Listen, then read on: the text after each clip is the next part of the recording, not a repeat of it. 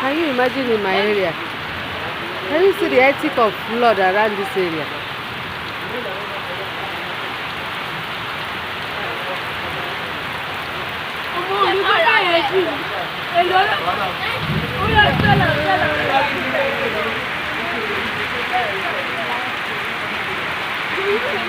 Ẹ máa wo òjò Ogun state lẹ́wọ̀ yìí o tó bá yá wá sọ pé àwọn state lélẹ̀ àbí local government tọ́lọ̀ ń jágbàdì àmọ́ nǹkan táwọn ìjọba wa ń ṣe lórílẹ̀‐èdè ẹ wọ̀ ọ̀nà bó ṣe rí.